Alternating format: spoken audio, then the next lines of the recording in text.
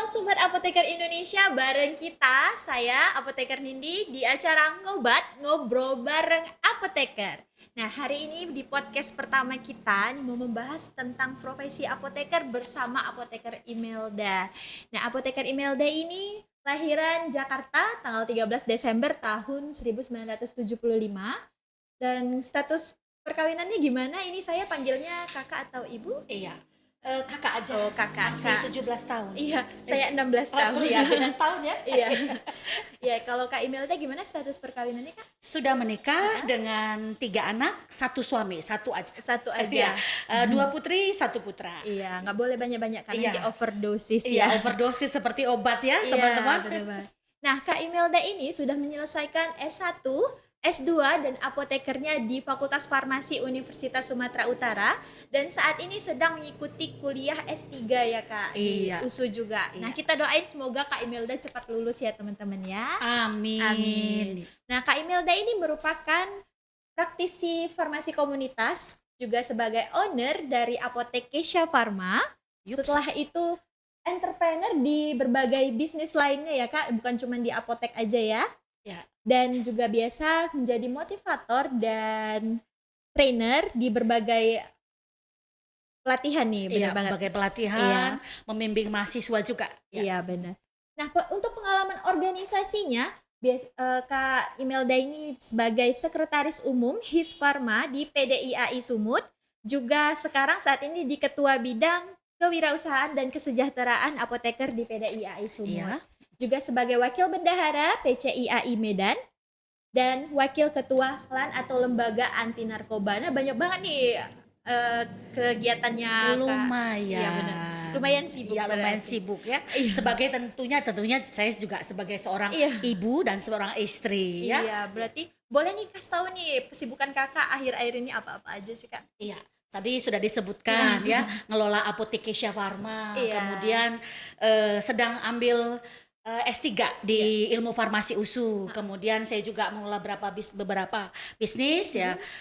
Karena Covid restorannya tutup ya.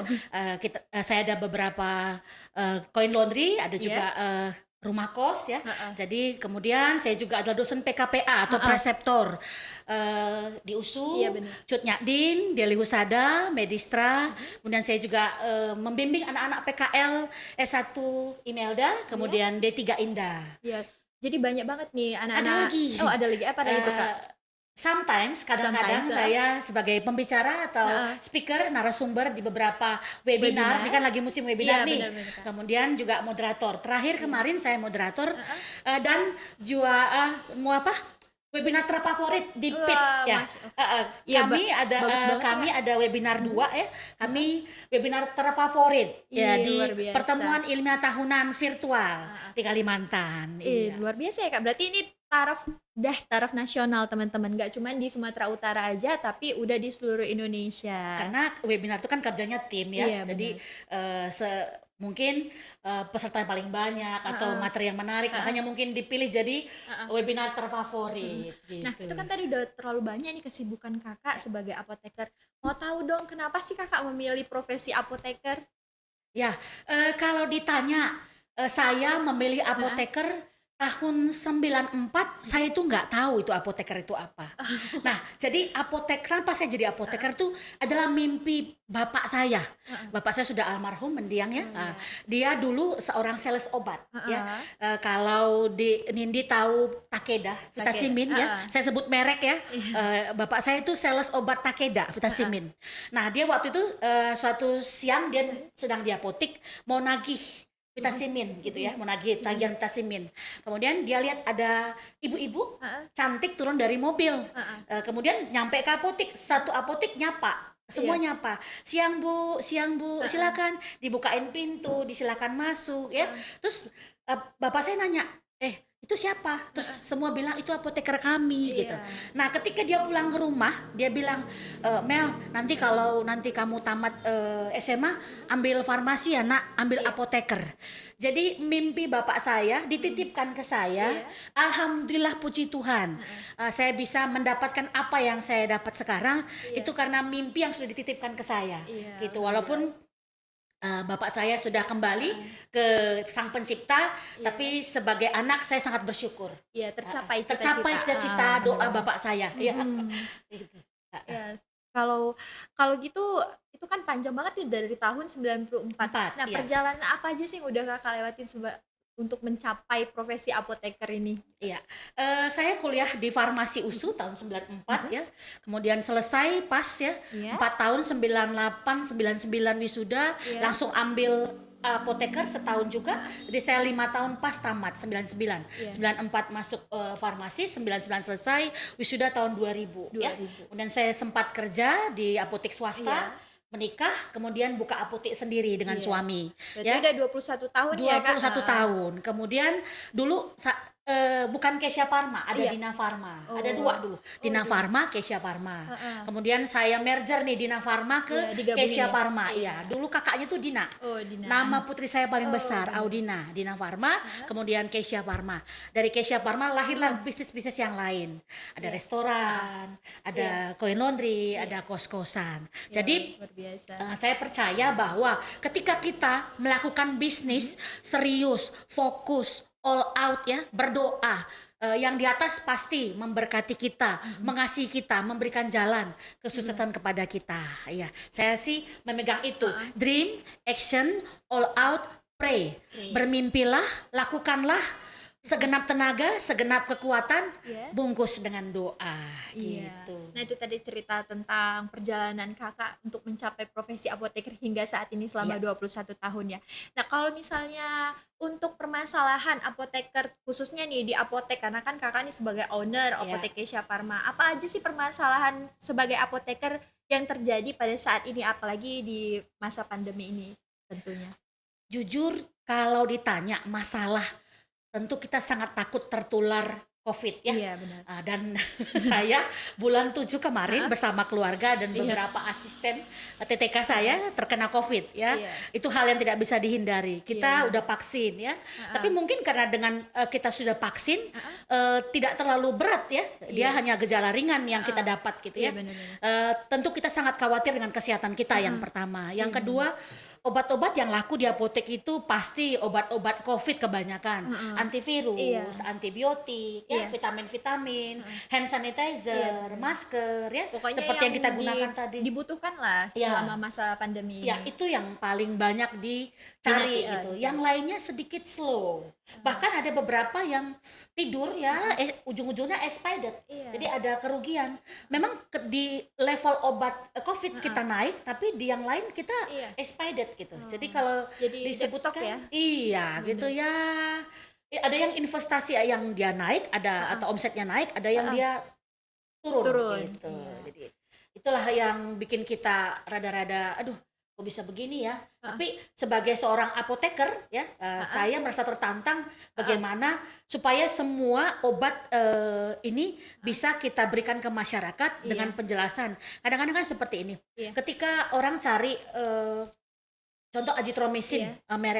merek paten ya, merek dagang gitu, kita bisa menawarkan generik ya. Iya, Jadi supaya yang generik bisa laku gitu. Heeh. Atau kalau yang generik habis kita tawarkan yang merek dagang Heeh, gitu. benar Jadi banget, jangan sampai pasien itu pulang tidak bawa apa-apa Iya. gitu. Kasihan kan dia cari lagi, dia butuh waktu, dia butuh keliling-keliling ya. Iya. Intinya kita di apotek tuh harus menjelaskan lah, kan kita kasih solusi, nggak Iya. cuman kasih tahu kalau misalnya di apotek ini nggak ada gitu.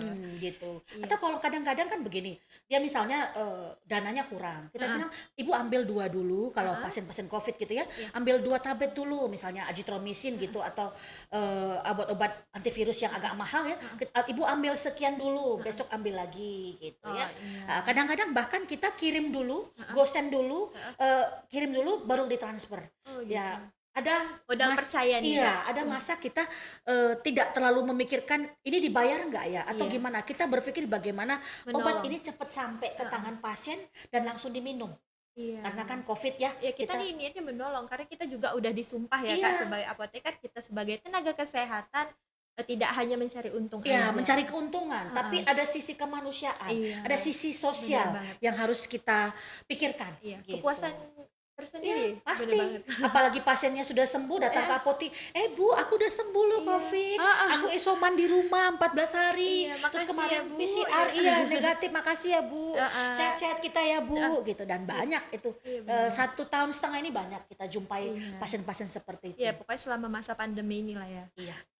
Nah, itu kan tadi udah dijelasin nih. Kalau misalnya keuntungan sebagai apoteker, Mm-mm. khususnya nih di apotek apa aja sih, Kak? Selain, ya bolehlah selain di luar apotek juga nggak apa-apa. Iya. Boleh dijelasin nih, kasih tahu biar teman-teman sobat apoteker di Indonesia tertarik nih Iya. jadi apoteker seperti Kak Imelda. Ya, sebagai seorang apoteker saya bangga ya. Secara finansial saya lumayan ya. Mungkin bagi orang lain belum, tetapi bagi saya lumayan. Omset apotek lumayan ya. Kemudian saya juga dapat kadang-kadang ada acara seminar ya, webinar, ada sebagai speaker moderator. Saya ada honor juga, dosen PKPA juga. Saya terima honor juga ya. Kemudian ya bisnis-bisnis yang lain gitu. Dan ingat bisnis saya yang lain itu sumbernya dari apotik gitu. Awalnya dari apotik. Tidak ada restoran, tidak, walaupun sekarang tutup karena COVID ya. Tidak ada restoran, tidak ada kos-kosan, tidak ada laundry tanpa ada bisnis apotik. Iya. Bener banget. Nah, itu kan tadi udah Kakak kasih tahu nih tentang perjalanan, selain itu susahnya gimana di masa pandemi ini, kemudian keuntungan menjadi apoteker. Itu kan mungkin kita bisa kasih tahu nih ke adik-adik atau teman-teman yang lagi proses calon-calon apoteker, apa-apa aja sih bidang-bidang apoteker yang ada di Indonesia. Profesi apoteker tuh bidangnya apa aja selain di apotek nih, kan mungkin banyak yang tahu apoteker, oh taunya nih apotek gitu. Selain di apotek tuh apa, di mana aja gitu bidangnya? Pasti ini untuk adik-adik yang lagi bingung nih. Kalau yang udah senior-senior, saya rasa udah ngerti lah kemana jalurnya. Untuk adik-adik yang masih bingung, boleh seperti saya ya, owner apotik, owner dan APJ sekaligus. Boleh juga jadi dosen di kampus-kampus, banyak sekarang seperti Sumatera Utara ada 17 ya kampus ya, farmasi ya, tentu itu Udah butuh banyak. dosen-dosen ya. Bisa jadi guru SMK juga masih ada. Dosen D3 ya, bukan cuma S1, dosen D3, dosen S1, dosen apoteker ya.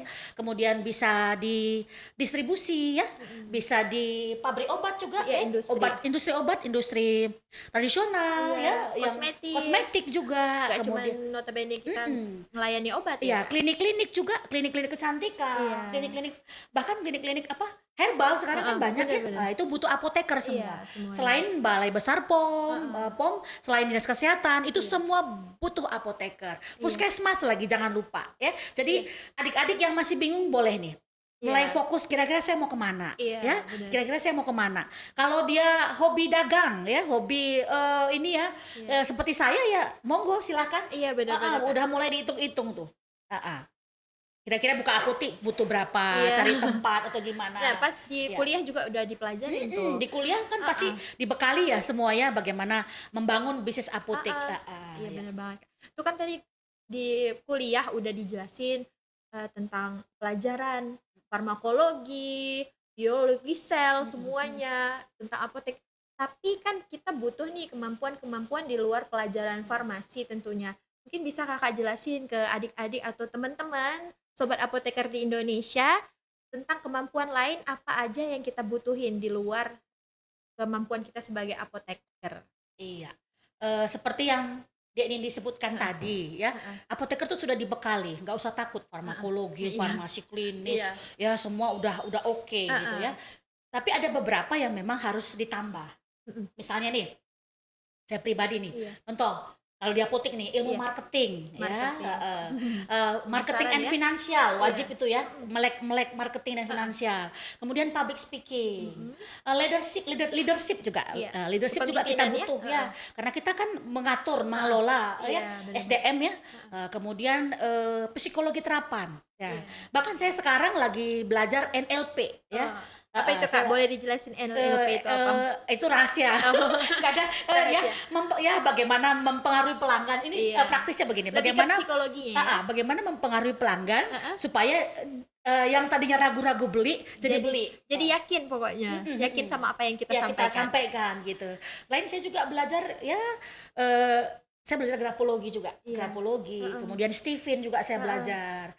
Numerologi, ada Iya. beberapa ilmu-ilmu psikologi terapan Heeh. yang numerologi tidak ya, ada Iya. beberapa Mhm. psikologi terapan yang saya pelajari Iya. gitu. Belajar, seorang itu sanguinis Iya. kah, Oh iya. belajar, Jadi koleris jadi kita gitu. kok saat berjumpa dengan pasien, Mhm, kita tuh bisa tahu apa yang mau kita bicarakan. sampaikan Kita gitu. sampaikan ke dia, takut ini orangnya seperti apa Mhm, nih? Takutnya kalau misalnya kita sampaikan dengan bahasa yang seperti ini, mereka malah tersinggung gitu mhm, ya, Kak, mhm. ya.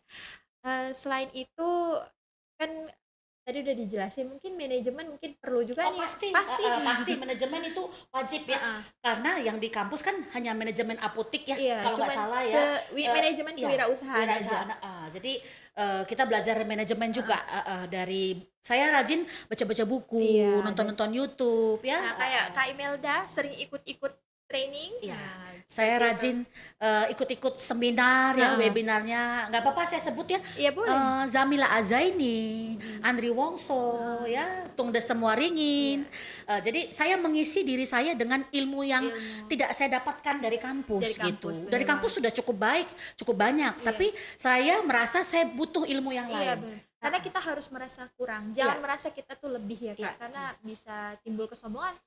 Padahal kita tuh nggak tetap nih, ilmu itu be bergerak iya, terus, terus kan. mengikuti zaman, iya kan Kak? Jadi kita harus tetap terus belajar. Dia ada istilah investasi leher ke atas. Iya. Jadi, ini untuk adik-adik ya, Iya. teman senior yang senior saya nggak mau ini ya, ya Heeh. kalau misalnya ada nih, ada webinar, ada seminar, ya ikut aja gitu. Jangan, bosan, SKP, enggak. Iya. Setiap hal itu pasti ada gunanya, ya. Iya, benar Oke. banget. Nah, itu tadi udah dijelasin semuanya. Mungkin bisa Kakak sampaikan tips-tips apa aja menjadi apoteker dari Mhm, Kakak nih. Mau tahulah apa aja iya. tips-tipsnya.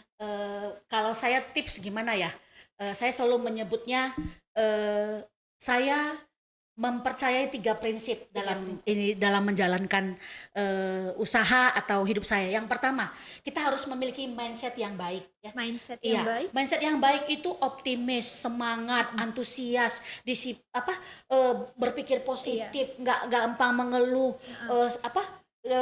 total gitu ya. Iya, Kita harus totalitas memiliki sendiri. mindset yang baik. Ketika kita memiliki mindset yang baik, kita akan melakukan perbuatan-perbuatan yang baik. Iya. Perbuatan-perbuatan baik akan menjadi kebiasaan yang baik. Iya. Kebiasaan yang baik itu butuh Heeh. untuk menjadi sukses. Iya. Yang kemudian itu tadi, Heeh, yang kedua kita harus mengupgrade ilmu kita, upgrade. menambah. Terus kita harus merasa kurang. Iya. Apa ya yang kurang untuk saya lagi ke depan, untuk bisnis saya, untuk kehidupan perkawinan, keluarga, Mhm. untuk pengembangan diri. Iya. Saya selalu mengupgrade investasi leher ke atas Iya. istilahnya.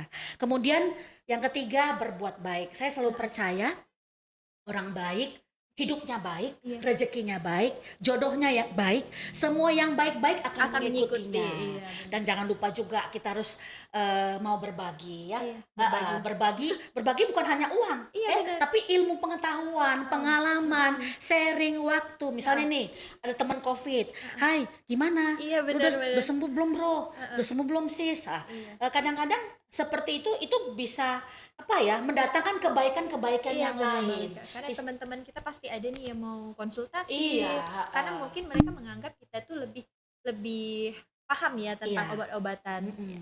Tetap tadi itu dream, action, all All out, out and pray. pray. Bungkus Iya. dengan doa. Heeh. Iya. Nah, mungkin itu tadi udah disampaikan semuanya dari awal, dari Kak Imelda memilih farmasi sampai sudah menjadi sukses hingga saat ini. Amin. Amin. Nah, itu tadi ya, guys, teman-teman. Kesimpulannya adalah dream, Dream, action, action, all out, pray. Ya, Iya. jangan lupa untuk terus menjadi orang baik karena Iya. yang baik-baik akan terus mengikuti. Iya. Iya. Terima kasih. Nggak ini jadi orang baik. Ah, Itu nggak tadi nggak susah jadi orang baik. Bahkan saya pernah dengar pepatah Cina, kalau kita baik, Ah, ada bahaya yang mengancam, itu bahayanya belok, nggak kena Iya. ke kita. Iya. Tapi kalau orang yang jahat, jauh pun tuh bahaya, datang dia ngejar kita, Iya. katanya. Seperti tolak Iya. bala lah ya. Tolak bala, Iya. iya. Oke, terima kasih buat Kak Imelda yang udah nemenin kita di ngobrol bareng apoteker. Saya selaku host nih mau minta maaf kalau misalnya ada salah-salah kata nih buat kakak ya Kak. Oke, no problem. Iya. Jangan lupa nonton ngobrol bareng apoteker selanjutnya. Apoteker hebat, Indonesia sehat. See you.